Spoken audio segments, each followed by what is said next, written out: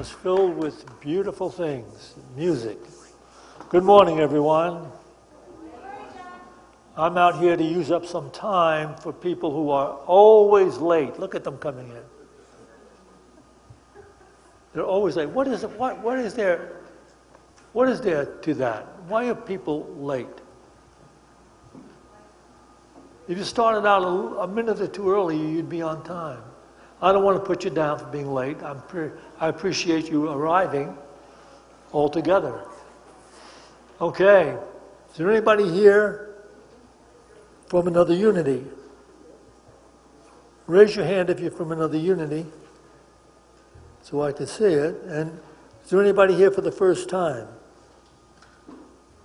Raise your hand up high. We have a gift for you. If you're here for the first time, we have a gift. Okay. Yes. Right. Right. In the bottom of that bag are the keys to a brand new Lexus in the parking lot. We take care of those people that show up. All right. And you are here for a good reason, because you came here to receive some beautiful insights which will be shared by Syntysche. So look forward to this talk. Good morning, everyone. Welcome to Unity of Boulder. Everyone who's joining us here in-house and everyone who's joining us online, we love spending time with you each week, so thanks for hanging with us.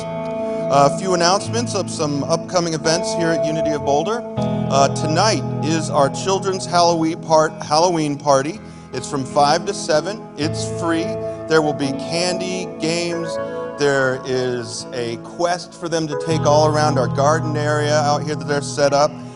If you have kids or know someone else who has kids and are looking for something free, fun, and safe to do tonight for Halloween, all you have to do is show up here at 5 today and have a lot of fun. We are still in need or could use a few more volunteers, so if anyone would like to volunteer, all you have to do is show up today at 4:30, and Heather will find a spot to plug you in, maybe to run one of our games or hand out candy. We also are having our haunted house as usual that's made by our high school age congregation, our YOUers downstairs. And it's pretty scary, but it's fun, so definitely come check all that out tonight.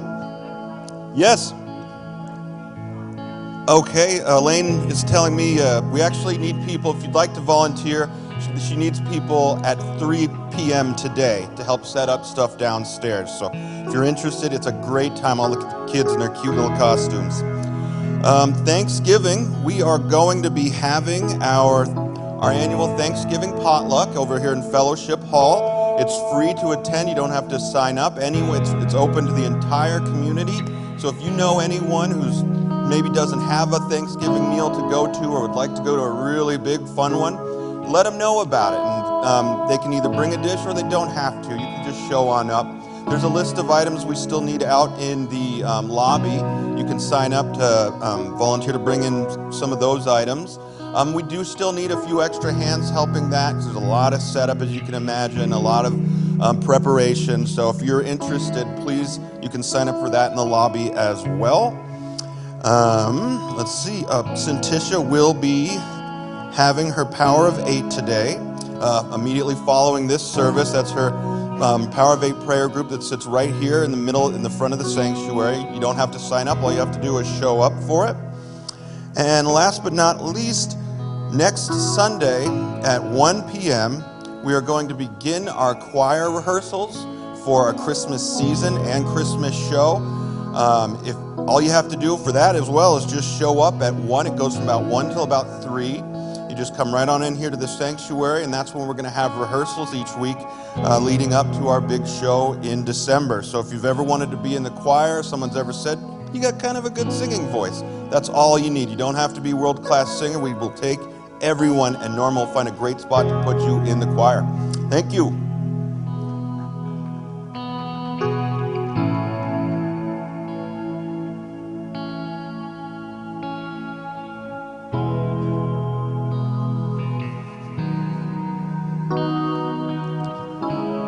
Good morning, everyone.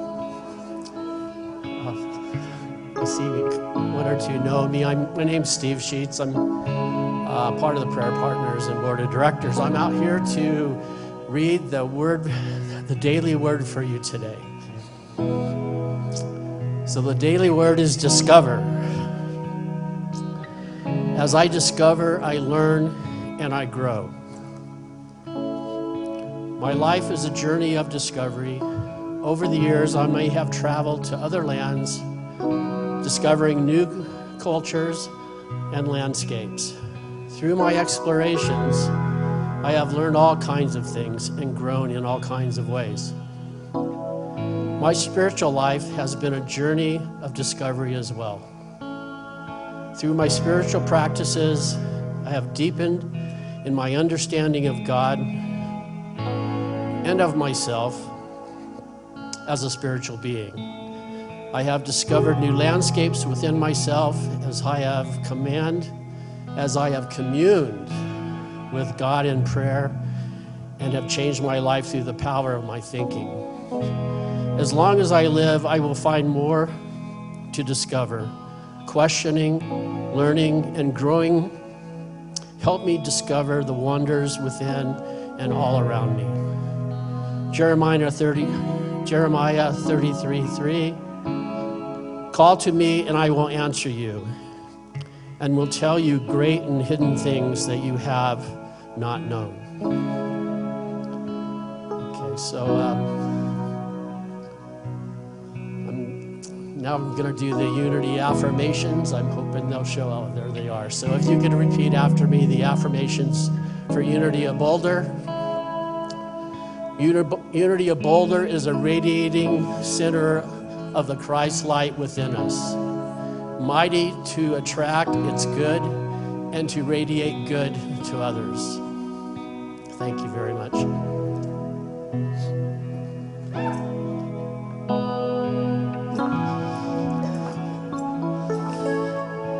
Welcome, everyone. Nice to see you all here today. This is the point where we come into the presence of this room. This is a time for prayer, to send prayers out to others. If you have friends or family that could use some extension of prayer from this congregation and from yourselves. We know that praying is not about changing God, but praying is about unifying with this greater energy we call Source, God, Spirit, and uniting with this higher consciousness so that we can move and send that high consciousness to the high consciousness with our friends and family members and people around the world that we are concerned about and would like to send love and protection towards, to see that meeting in the hearts and minds of each other, to send our strength, to send our love, to send our peace. And this is Lord. She'll come down and collect the pieces of paper that you can write names down of people that you'd like to pray for, and they'll go in this box and they'll be prayed over in this prayer box for 30 days here at Unity of Boulder, and then they'll be sent to Silent Unity for another 30 days. But we like to sing this song to come in the presence of the room. This room, they say to pray, to sing is to pray twice. So we ask you to sing with us if you feel guided to.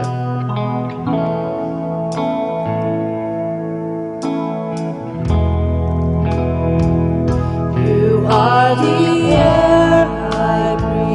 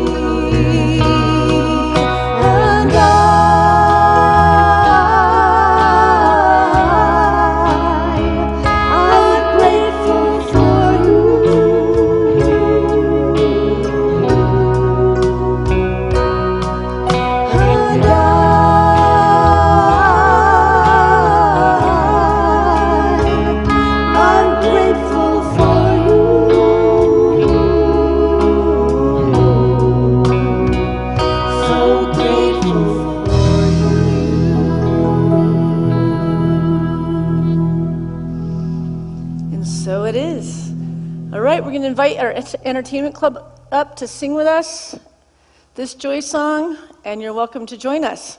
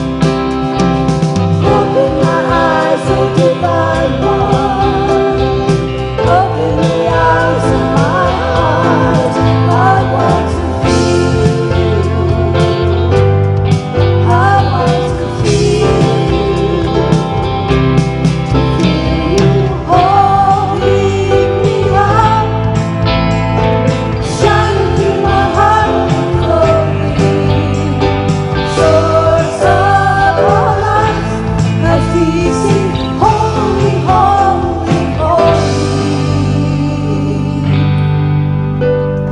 Open my eyes, O divine one. Open the eyes of my heart. I want to feel you. I want to feel you.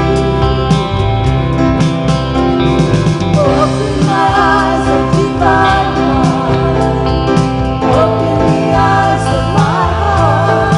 I want to feel you. I want to hear you sing. Now you're opening your mouth. Go. I want to feel you. Singing's a beautiful thing. To feel you holding me up. There you are. Shining through the heart of the glory. Source of light. As we sing, holy, holy, holy. Holy, holy, holy. Sing this part. Holy, holy, holy. Holy, holy, holy. I want to feel you. Holy, holy, holy. Holy, holy, holy. Holy, holy, holy. I want to feel you. Beautiful singing.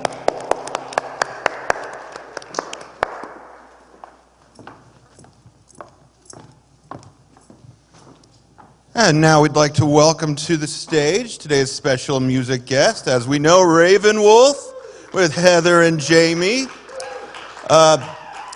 Heather wanted me to let y'all know that on this Halloween at the Indian Peaks Golf Courses, they're having a Halloween costume party, and the music from 6 to 8 will be Raven Wolf. So if you're looking for something fun to do, they're always a hoot. We plan on doing golf songs, like the theme to Happy Gilmore and Caddyshack. We're not sure what they want to hear at golf courses. This morning you're going to listen to some Bob Dylan.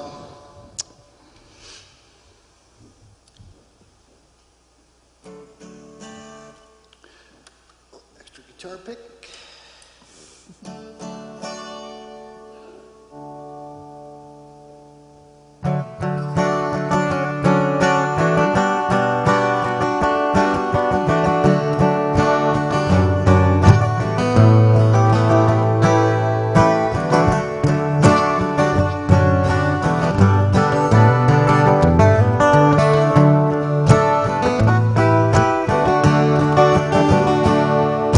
I've seen love go by my door. Never been this close before. Never been so easy or so slow. I've been shooting in the dark too long. Something's not right, it's wrong. You're gonna make me lonesome when you go. Dragging clouds so high above, I've only known careless love.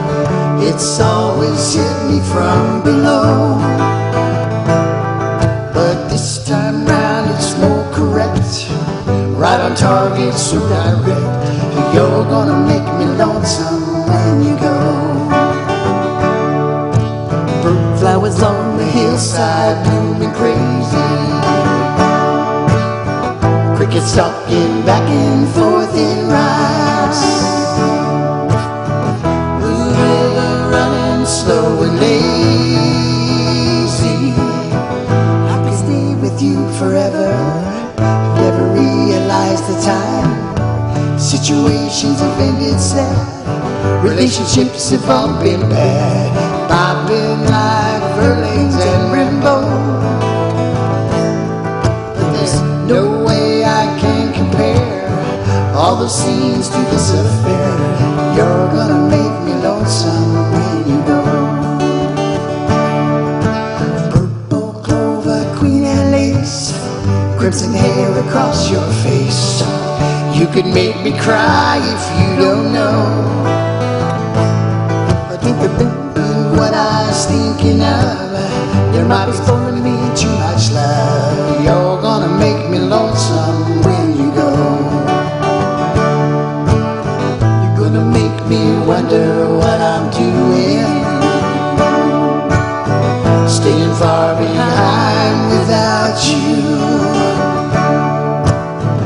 gonna make me wonder what I'm saying.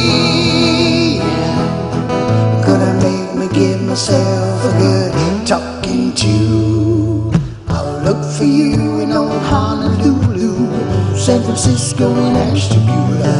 You're gonna have to leave me now, I know. I'll see you in the skies above, the tall grass and the ones I love. You're gonna make me lonesome when you go. You're gonna make me lonesome when you go. You're gonna make me lonesome when you go.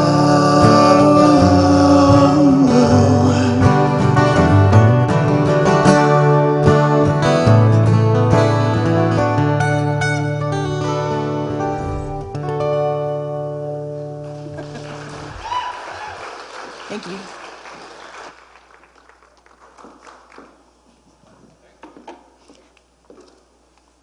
I'm taking this. Thank you. Appreciate it. Okay. So I thought I'd just bring you to my home and we can sit together outside on this beautiful veranda. That would be nice to have that home. I do not have that. Can you imagine? It is gorgeous. And it's the fall, it's Halloween, and I like to decorate for that time, but there's just something so beautiful about these backgrounds. I like the feeling like we're sitting, having coffee together, and just connecting with one another.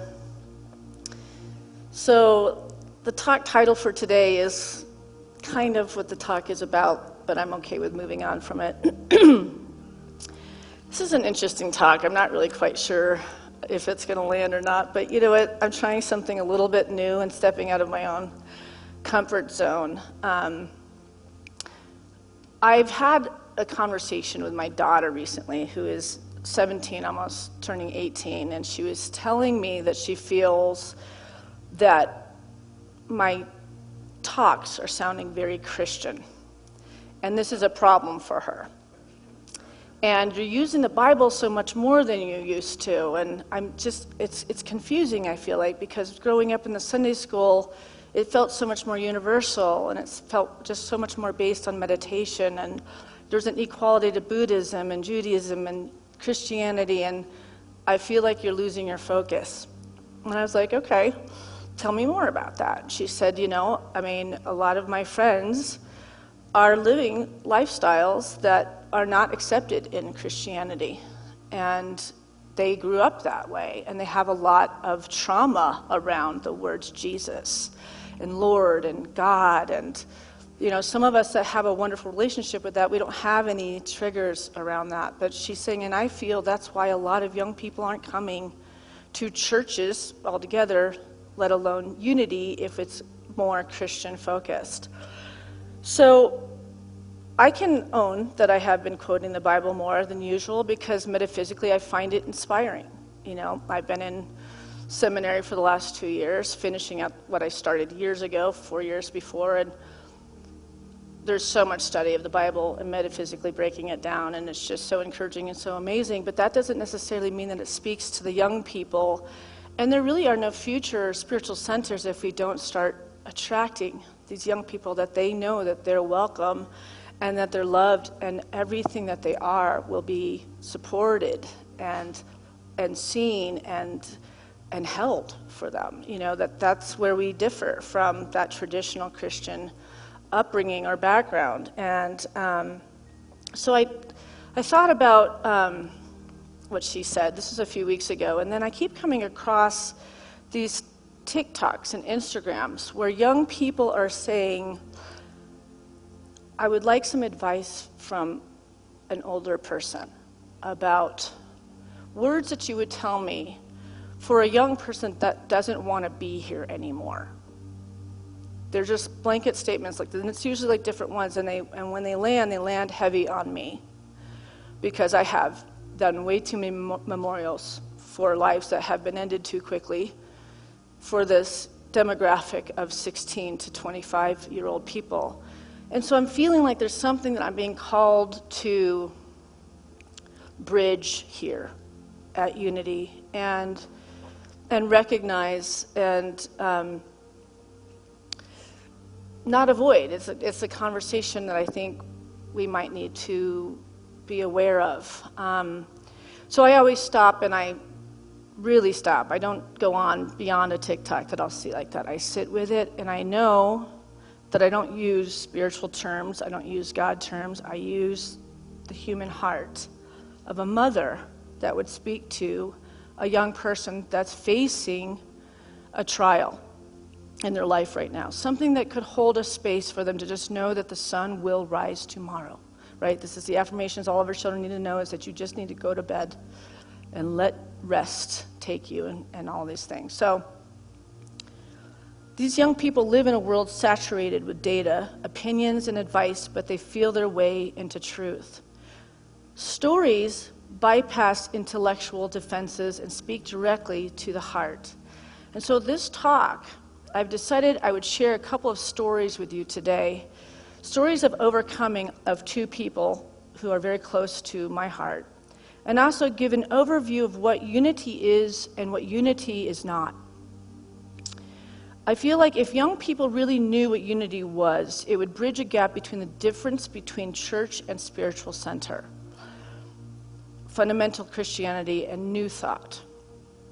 And I'm going to lead with an effort to not use any words that would be triggering, like Lord and God. I'm going to use words like spirit, soul, source, these kind of unattached, more of a fluid energy. And I'm doing this in an effort for those of you that might have family members, young people that could use some inspiration, that aren't feeling like they're being taken down the road of dogma, right? Because everything is so much, unity is so not dogma.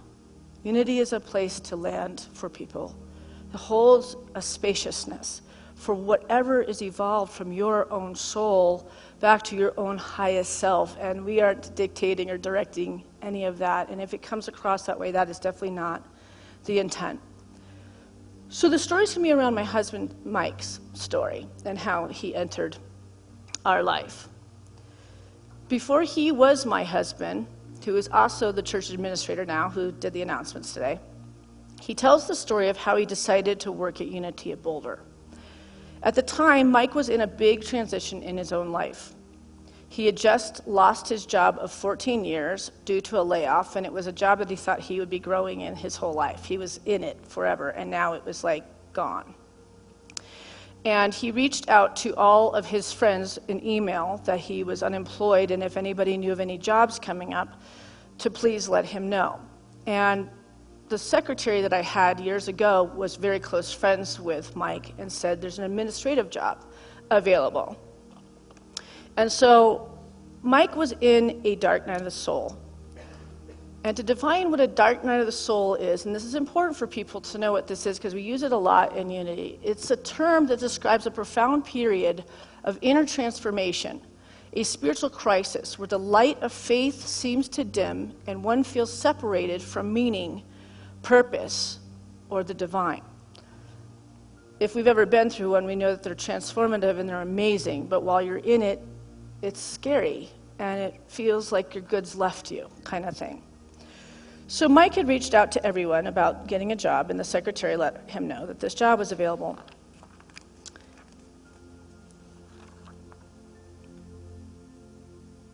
Mike at the time let her know that he was not that interested because at the time he considered himself an agnostic, which is this. Agnostic is someone who believes that the existence of God or the divine is unknown or unknowable. Rather than denying God's existence, as an atheist might, an agnostic simply says we cannot know for sure. Even though he was raised in the Jewish faith, and he did believe in God as a child, but as he grew up with the influence of friends in his teenage years and just the broad trials of life, it had him walking away from religion altogether. And he had a judgment with Christianity or organized religion because he was a free thinker that knew people who grew up in environments where religion was used to control, shame, or exclude rather than to liberate. They may have been told what to believe, who to love, or what questions they weren't allowed to ask. So when they hear the word church, their nervous system remembers the experience not of love, but of limitation. Are you all following where I'm going with this? So applying for a job at a church was the last thing he really wanted to do. But he did his research, and he visited our website and read Jack's bio, my father. And his bio says this on our website. Jack Groverland. And it's a quote. "Life wasn't always good," Jack tells us some Sundays from the pulpit. "I grew up in the crime-infested ghettos of Hoboken and Jersey City, where I learned all the wrong ideas about life. I lived with my father, an immigrant truck driver who couldn't begin to imagine the life I'm living now. In those dark days, I was a petty thief, gang fighter, gambler, and fool. I left all that when I escaped from jail under a hail of bullets, and in the process had my first spiritual experience. Too bad that first experience wasn't all I needed, but it was a good start, and in short, I changed my name and my life for the better." And Mike thought, well, this place sounds crazy, and I have to check this out. That right there for somebody that's a free thinker is like, okay, that's a story. And so if he wasn't coming in to apply, he was coming in to meet Jack because it was curious from this weird bio that was like, okay, that's interesting. But Mike to this day says while he enjoyed meeting all of us, especially me, it was my mom. It was my mom and her explanation of unity that touched him in the most profound way. And that the philosophy we taught in unity was something he could live with. Not necessarily become a member, but the philosophy was not off-putting. He explains that the way Norma explained what unity was by telling Mike what unity was not. So I thought I would share that explanation with you all today. In essence, to unpack the many layers of what unity is and what unity is not. And sometimes it is hard to tell people what unity is. Have you noticed that? But it's a lot easier to explain what it is not. And sometimes that's how we learn, right? And for Mike, that was very helpful to him. So when Mike first came to the interview for the administrator position at Unity Boulder, he thought he was just looking for a job. He didn't realize that he was about to meet my mother, or that meeting would quietly change the course of his entire life. My mom, Norma, had a way of disarming people. She had this presence that could fill a whole room, and eyes that saw right through whatever mask an individual might be wearing that day. Maybe it was her Native American roots, or maybe it was the years of prayer and meditation that had given her the abilities. She just knew things, and she has always just known things. She always did. Mike likes to say that when she took him on that walk around the building, he wasn't interviewing anymore. He was being gently introduced to something much larger than a job. She started by saying, "Now, Mike, we are a church, but not like the one you're probably picturing." My mom must have sensed that and told him, "You don't have to believe anything or everything I'm sharing here with you today. Just bring your open heart and mind." As they walked, she walked him into the sanctuary, and she said, "This isn't a place to come and to be told what's wrong with you." She said, "It's a place to remember what's right with you." Unity doesn't teach that people are born in sin. We teach that everyone is born as a blessing and as a perfect child of God equally. And I wanted to say divine, but I just said God. Divine is easier. It lands a little smoother. And of course, I had to come up with what I thought she said, because I've heard her explain it to people, so I had to write it in the best way I could from what I would think she would have said. Unity is a way of living that invites each of us to awaken our inner wisdom and live from the truth of our own soul. It isn't about rules or beliefs. It's about experiences, awareness, and connection. We look to teachers like Jesus, Buddha, Rumi, and others as examples of what it means to live in harmony with that deeper presence, the quiet power that flows through every one of us.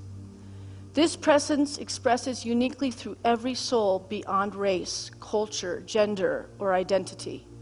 When we pause, breathe, and listen within, we realize we are not separate from it, we are it, living and becoming through love and awareness.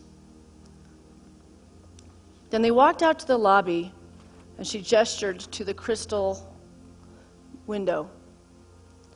And she said, when we built this church, each of the individual crystals in that window, I'm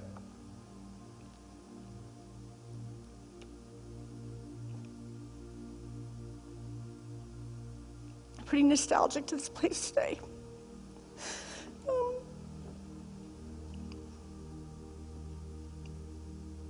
Every crystal in that window was chosen to represent the divine spark within every soul who gathers here. Before they were set into place, each crystal was held and blessed for weeks with people. All the parishioners took them home, and a prayer was set into them of hope, a light, and it was woven into the very fabric of this building.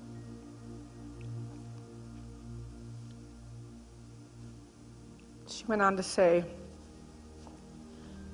unity does not believe in a distant or judgmental force that rewards some and punishes others.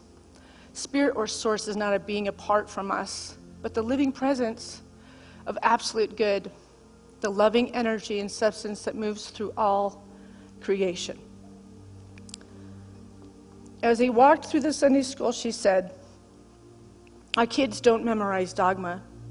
They learn to think for themselves. We don't hand them a set of beliefs. We help them find their own connection with Source or Spirit or God, whatever word makes them feel held, loved, seen, and divinely directed. We teach them that heaven and hell aren't places out there somewhere. They're states of mind we can shift through love and awareness. By the time they reached her office, she told him, we teach people that their thoughts and feelings shape their lives, that prayer and meditation tune us into the divine mind, and that the Spirit, that spark of pure love, lives inside every person.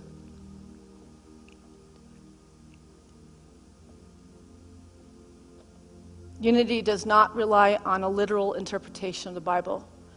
We approach Scripture metaphysically as a symbolic and spiritual record of humanity's awakening journey. The stories represent stages of the human consciousness, showing us how to overcome fear, limitation, and separation to realize our own divine potential. Did you know that all of the Bible stories are about us? That you can literally open a Bible and read a story and a passage, and if you realize that it's about us, it's not about the history, it's not about any of that, you can literally find how that story is speaking directly to you. It's really fun just to open and see what little piece in the Bible is there, because it's like, oh, if you look at it metaphysically and say, well, what does this have to do with me? And take it into your heart. It's an incredible process. It's quite a journey. And just before they sat down, she added softly, Mike, we're not here to convince you of anything. We're here to hold a space for people to awaken to the truth of their own being and remind them that we are all one. Christians, Jewish, Muslim, Buddhist, seeker, skeptic, it doesn't matter. The light doesn't change because you call it by a different title or name. That's when something shifted in Mike. It wasn't a convincing moment. It was quieter than that. It was more like recognition. Something in her words, maybe her love, maybe her sincerity, maybe that deep intuitive current she carried opened a door in him. After Mike toured the church with Norma, Jack, Norma, and I gathered and talked about our interview with him. We all had separately interviewed with him. My mom and dad said to me, I don't know what it is, but I feel like I know him. And I said, isn't it weird? I'm like, when he walked in, the way he looked, the way he talked, the way he laughed, it was so familiar. Like so familiar. God, where do we know? And all three of us were just like, this is so weird. It was so unbelievable. And so I want to give you this passage from Edgar Cayce, and it was this. Edgar Cayce taught that our souls travel in groups, families of spirit that return to one another again and again across time. We meet each other in new roles and new bodies, continuing a long story of learning, forgiveness, and love. According to Cayce, these reunions are not accidents. They are sacred appointments. Each meeting offers us a chance to grow, to balance old energies, and to remember the truth of our oneness beyond lifetimes. Like it was home when Mike talked. And I was not in a great place in my life either when he appeared. So it was like there was just a resonance of, like, my friend is here, like, to walk me through my stuff. It was just so cosmic. So when Mike walked into Unity for his interview that day, my family felt something we couldn't quite name, a quiet knowing, as though we were greeting someone we had known forever. Looking back, I believe that was the soul's recognition, the way spirit whispers, "Here's one of your soul family members."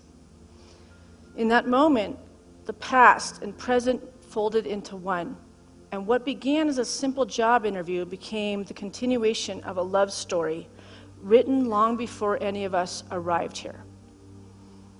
Does anybody relate with a person like that came into your life and you knew there is no way this is our first time here?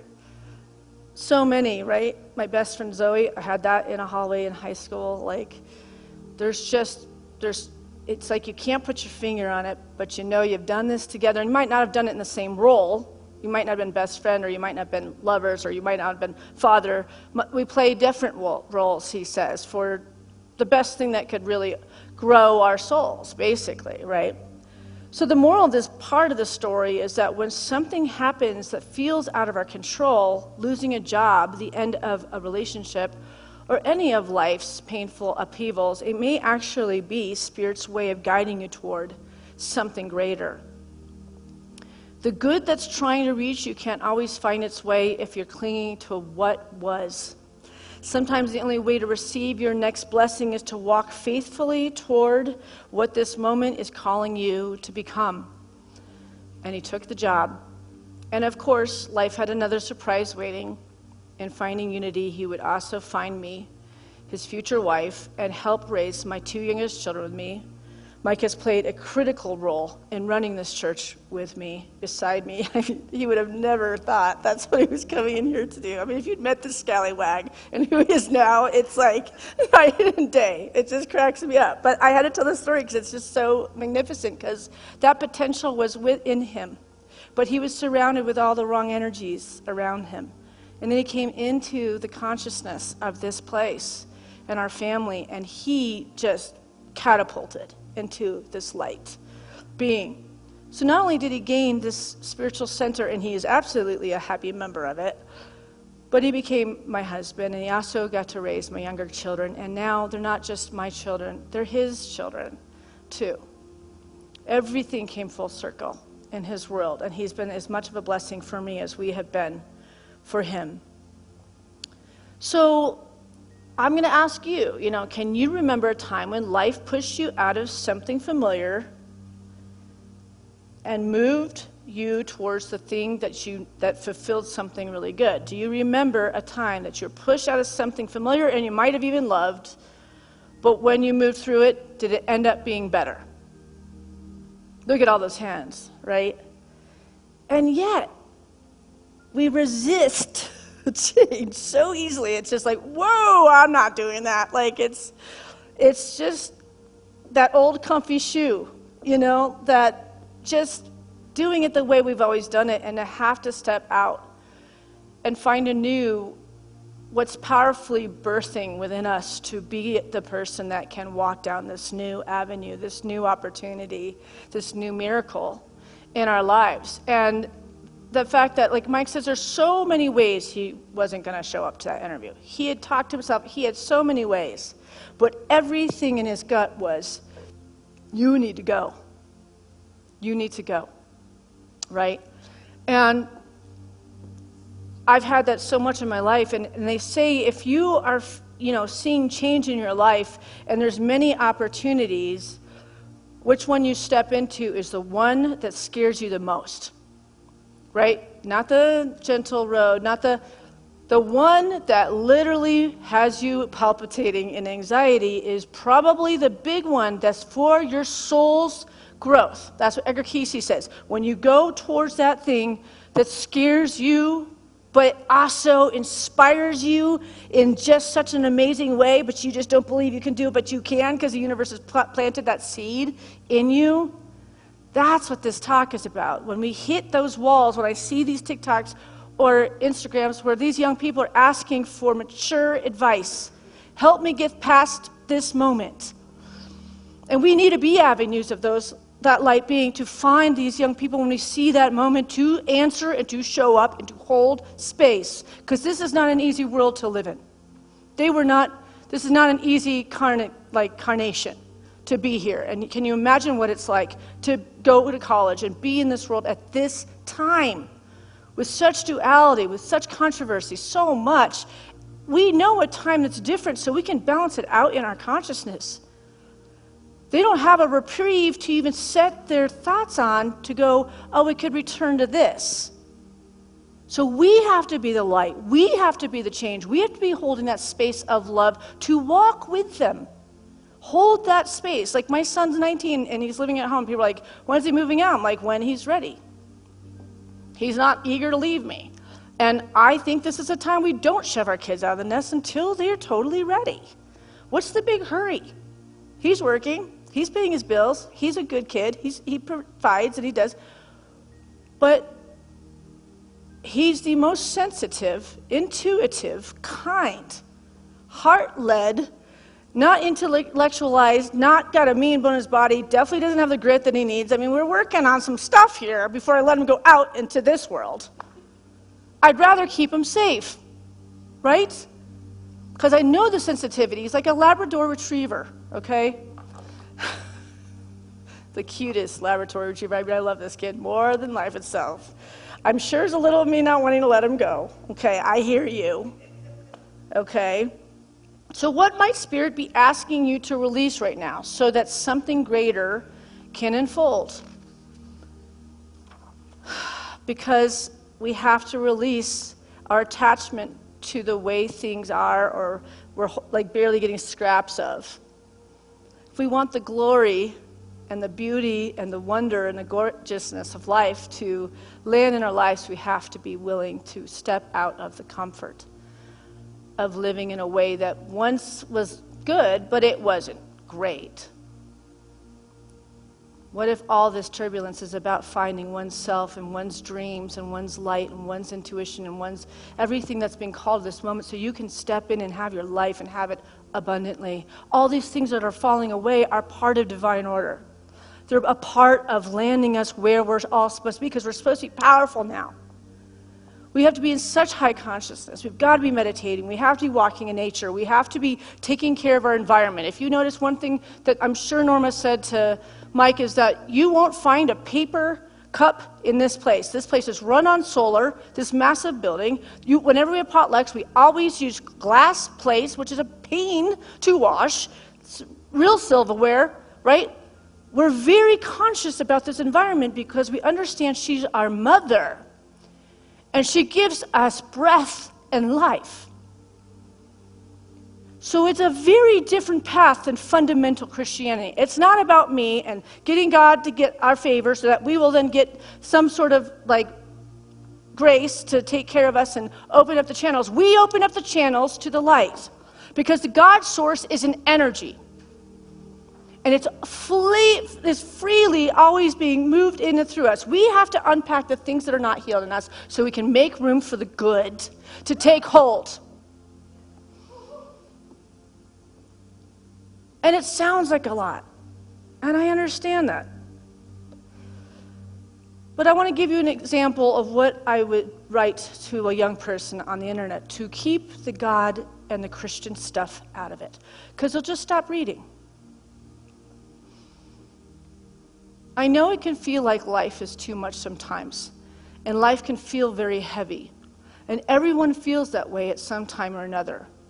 It's at times like these you can trust that the sun will rise again tomorrow. Take many long breaths in and out. Take a hot bath or shower or listen to music that inspires you. And draw on the strength of all of us who understand what you are going through right now and feel our love and support in every inhale and let go of the overwhelm in every exhale. And repeat until you feel the grip of fear, sadness, or hopelessness release from your body. Even when you can't see your own light, it's still shining. And we are all rooting for you and sending you strength. You will feel better because we are all in this together.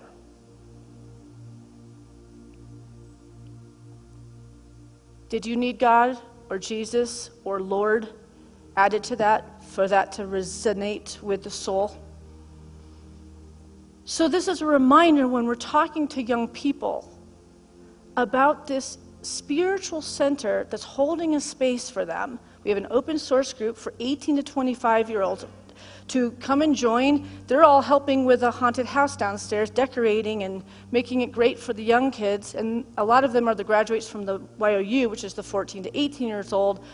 And then they come and be a part of us. But maybe we have to let go of some of these words a little bit for a little while and allow the young families to come home to unity. Let these words, we can hear the word Jesus and we can hear the word God, and I can feel completely loved and held by that. But I also can put myself in somebody else's shoes. If I'd ever been made to feel shame or guilt or less than because of words like that, I can understand that if we are inclusive and we are one with this greater something, we have to be willing to be fluid in the language so that this place is a place to land for everyone, and that's what we always say. I'm going to go a little over here. So, Mike grew up Jewish, and he had the most incredible mother that we lost a few years ago. And she was a very faithful, God-loving person that did raise Mike in a synagogue, but Mike says that the rabbi was really boring, and that was part of not helping anything. I don't know who it was, so I won't name it, but when Mike, started working here, we do rent this center to many different places to keep up with our finances, to fill in the gaps financially. And a place called Nevi Kodesh, which is a Jewish center right down the street, have a low attendance during the year, but on the high holidays, they have an explosive amount of people, so they would rent our center.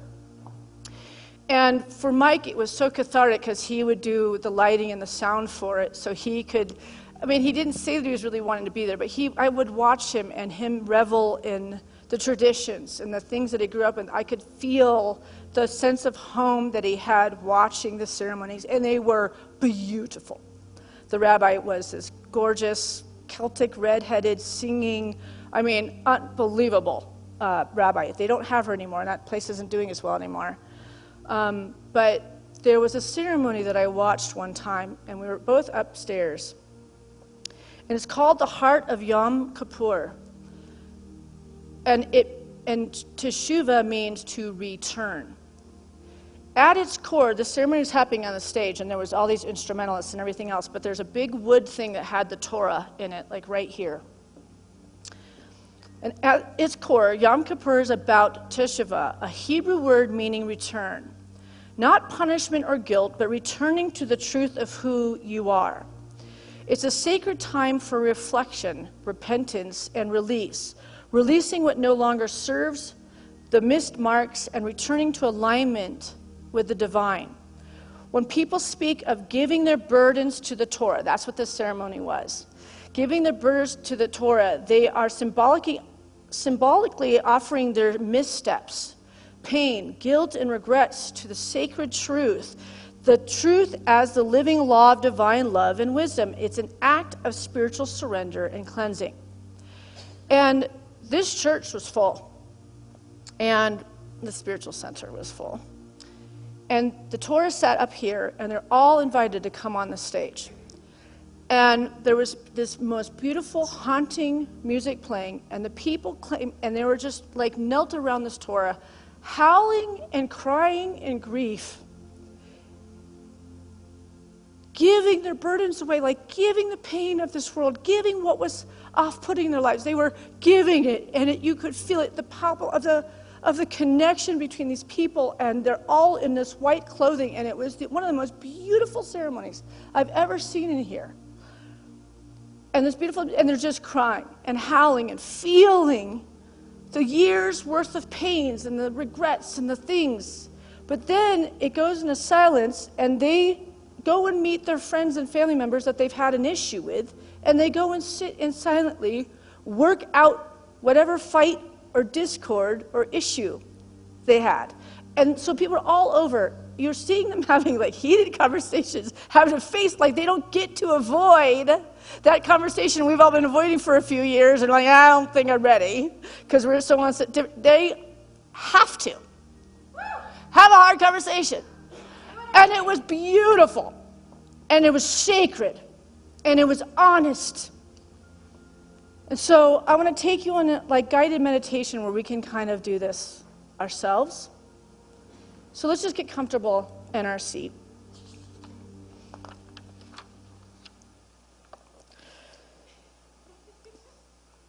And we do the burning bowl, which is a similar thing, but I would love a lot more like that. Just we get to really bring it and be authentic and real in our grief and our happiness and our, all the polarities of feelings, because they're all really okay and they're really invited here too. Crystal. So let's take a deep breath in and out and let it go. Let your shoulders just soften and let your breath slow. Let your awareness drift from the outer world to the quiet space within. In this moment, there is nothing to prove, nothing to fix, only a gentle returning to balance, returning to peace, returning to the truth of who you are. And let's breathe in the word wholeness and release with the word release.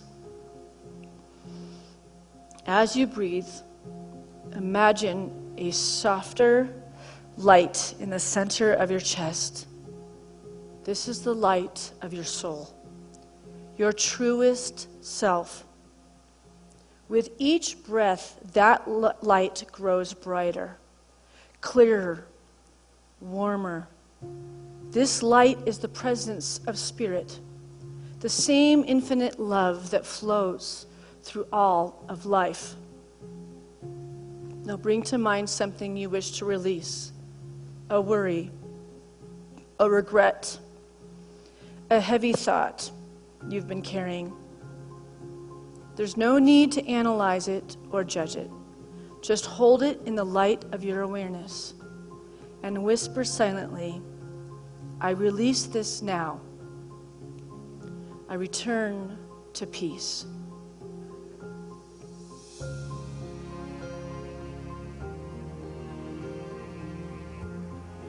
Feel that light expanding, dissolving the weight, softening every edge, transforming all resistance into wisdom and next steps.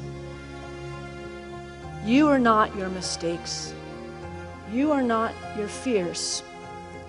You are the radiant expression of Spirit, ever evolving, ever renewed.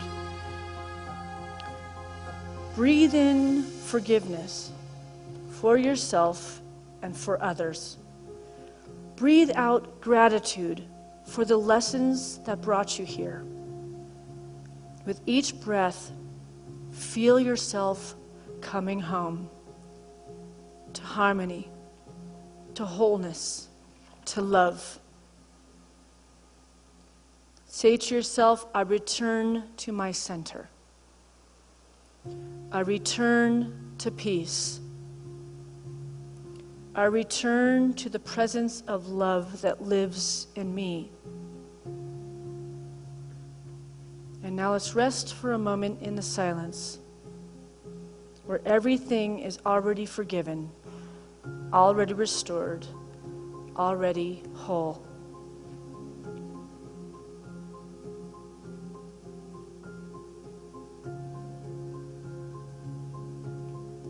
And when you're ready, gently bring your awareness back to the space. Take a full breath in and an exhale slowly. And as you open your eyes, know that you have returned home.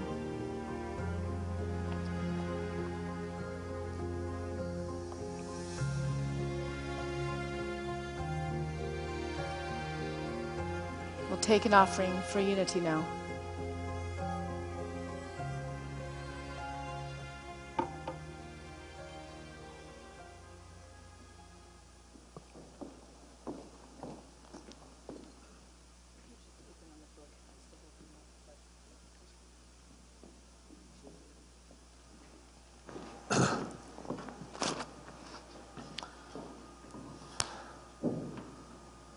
This message comes from the heart of unity to all of us.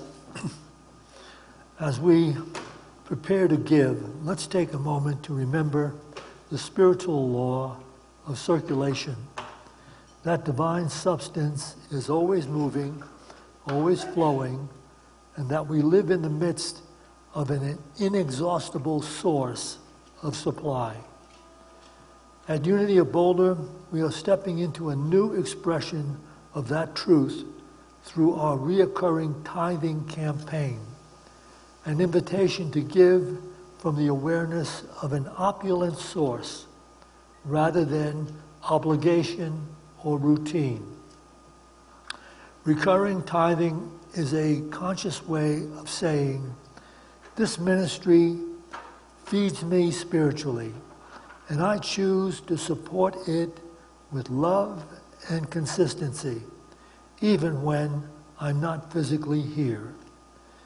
It's a bold act of faith, a declaration that God's substance, the infinite supply, is ever present and ever renewing. When we give in that spirit, we don't diminish our supply, we multiply it. And of course, it comes down to the words of the Master, words that the Master himself said will never go away. That heaven and earth could pass away before my words. His words are that in giving you receive. So with that thought in our hearts, let's bring into our hands that gift we'd like to make to Unity of Boulder. And with gratitude we give, and with gratitude we receive as we offer this prayer. Divine love through me blesses and multiplies all that I have, all that I give, and all that I receive, because I give. And so it is. Thank you. And what? It's Raven Wolf. You guys are still at it, and you're fantastic. No, really. You are phenomenal. It's always a pleasure to have you here.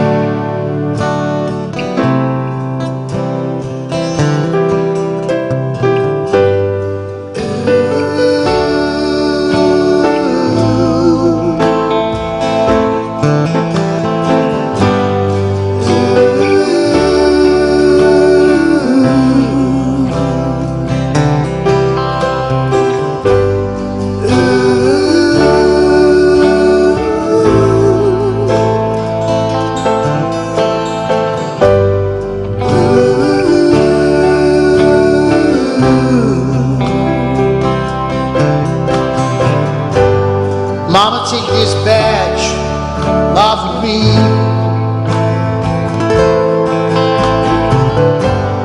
I can't use it anymore. It's getting dark, too dark to see. I feel like I'm knocking on heaven's door. Knocking on heaven's door. Knocking on heaven's door. Knocking on heaven's door. I feel like I'm knocking on heaven's door.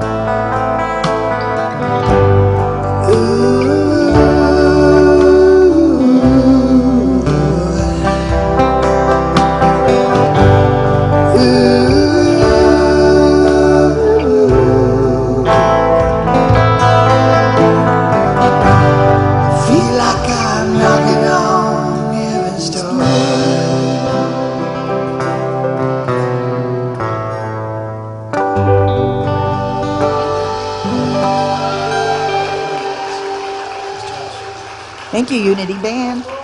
Big hand for the pretty girl and the big guitar. See you guys later. You guys are great. Thank you. And a big part of this Halloween party has been put together by Heather. She's been working day and night on this thing. So let's thank her and Elaine and Michelle and all those teenagers downstairs. Make sure you bring your kids. It will be such a blast. Mike and I will be here to to enjoy being that childlike wonder. It's fun for us to go through the haunted house too and feel like kids again. So we have prayer partners available to you. And if you're facing a challenge right now, you can just stay in your seats and they will come find you and take you down to our beautiful meditation room and pray with you. We also are going to be doing the Power of 8 prayer circles after this service that will be located right here. And I'll be holding that space where we give each person a chance to sit in the center and we all hold a space of healing for mind, body, and spirit, or just balance in life. So if you want to come and contribute your prayers or receive prayers, just come forward. You can go grab a snack, and we'll be back in here in about 5 minutes after we close with Let There Be Peace on Earth. Here we go. Let's dance. Let there be peace on earth, and let it begin with me. Let there be peace on earth, for peace that was meant to be.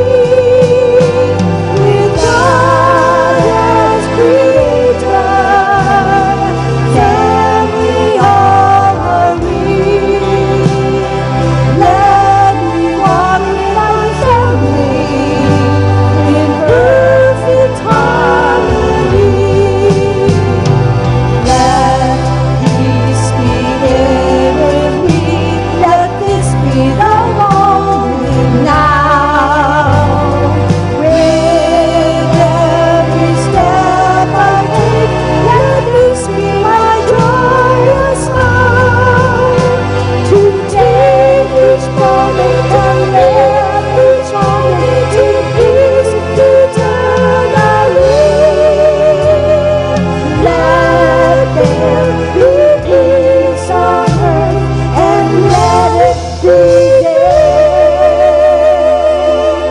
with